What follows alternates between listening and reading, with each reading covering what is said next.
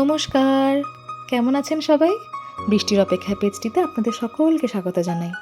আজ রবিবার, আমার এবং আমার কর্তামশায়ের ঘুরু করার দিন। আসলে সপ্তাহের বাকি দিনগুলোতে প্রচণ্ড কর্মব্যস্ততার জন্য দুজনকে ঠিক সময় দেওয়া হয় না।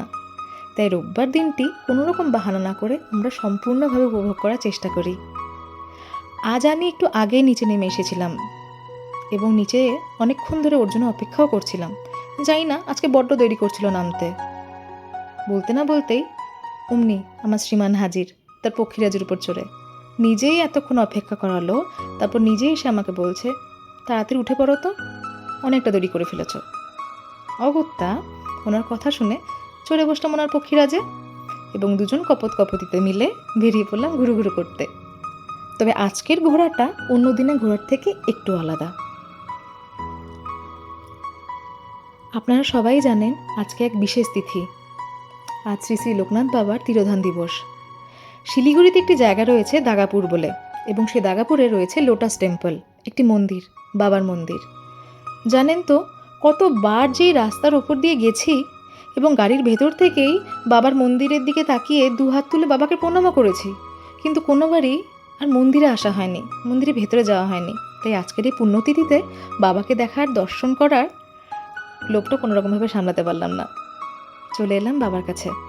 এসে দেখলাম রাস্তায় এত ভিড়, এত পরিমাণ ভক্তজনের সমাবেশ যে একটি গাড়ি পর্যন্ত রাখার কোনো রকম জায়গা পাওয়া যাচ্ছিল না। কোনো রকমভাবে একটি জায়গা খুঁজে দাঁড়ানো হলো যাতে আপনাদের এই দৃশ্যগুলি দেখাতে পারি।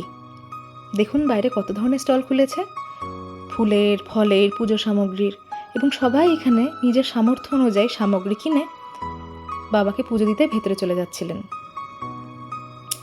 আস্তে আস্তে আমরা দুজনও প্রবেশ করলাম।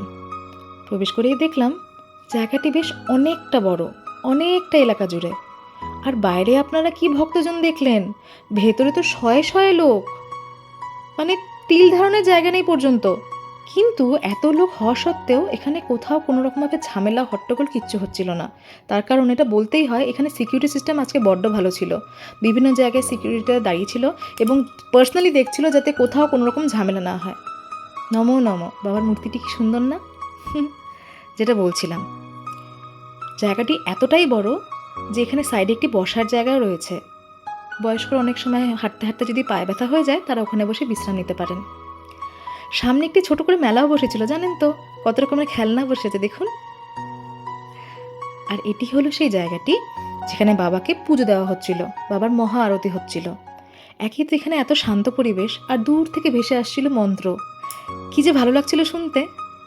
এখানে বাবাকে দর্শন করার মধ্যে যাতে কোনো রকম সমস্যা না হয়, এর জন্য খুব ভালো ব্যবস্থা ছিল। দুটি রাস্তা রাখা হয়েছিল, একটি রাস্তা পুরুষ ভক্তদের জন্য এবং একটি রাস্তা মহিলা ভক্তগণের জন্য। আমার কর্তামশাই নিজের রাস্তা ধরে যাচ্ছিলেন এবং আমি চলছিলাম নিজের রাস্তা ধরে। এই যেমন দেখুন, কোথাও কোনো ধাক্কাধাক্কি, ভিড় কিচ্ছু নেই। সবাই যাতে সুষ্ঠুভাবে পুজো দিতে পারে সম্পূর্ণ রকম ব্যবস্থা ছিল। ঢুকি দেখা হলো গণরাজ বাবার সাথে। মূর্তিটি কি সুন্দর দেখুন। ছবিতে কতটা বোঝা যাচ্ছে জানি না, তবে মূর্তিটি কিন্তু বেশ অনেকটা বড়, অনেকটা জায়গা জুড়ে। এবং এটি হলো সেই জায়গাটি যেখানে বাবাকে পুজো দেওয়া হচ্ছে। এটি অনেকটা একটা অনেক বড় হলের মতো। দেখুন ভেতরে কতজন ভক্তজন রয়েছে, আবার সাইডের ওই লাইনে প্রায় শখানেক ভক্ত রয়েছে, লাইন দিয়ে সবাই যাতে সুষ্ঠুভাবে পুজো দিতে পারেন। কিন্তু কোথাও একটু হট্টগোল বা চিৎকার চেঁচামেচি কোনো জায়গা ছিল না। সবাই খুব শান্ত মনে বাবাকে পুজো দিচ্ছিলেন। আসুন একটু বাবার দর্শন করে নিই। দূর থেকে কতটা বোঝা যাচ্ছে জানি না, তাই যথাসম্ভব চেষ্টা করেছি একটু জুম করিয়ে বাবাকে দেখানোর জন্য, যাতে আপনারা সবাই বাবাকে দর্শন করতে পারেন। জয় বাবা লোকনাথ, জয় বাবা লোকনাথ।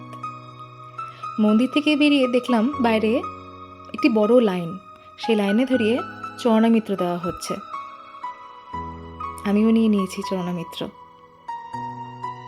এবং সাথে করে কিছু ফলও দেওয়া হচ্ছিল পাশ দিয়ে। হ্যাঁ, এবং একটু আগে একটি লাইন, এই লাইনটি হলো মহাভোগের। প্রথমে দেখে ভাবছিলাম পায়েস, তবে এটি পায়েস নয়, আতপ চালকে ঘি দিয়ে সেদ্ধ করে তার মধ্যে লবণ দিয়ে সবাইকে দেওয়া হচ্ছিল এবং সবাই খুব উপভোগ করে খাচ্ছিল। আজকের ভিডিওটা তবে এখানেই থাক।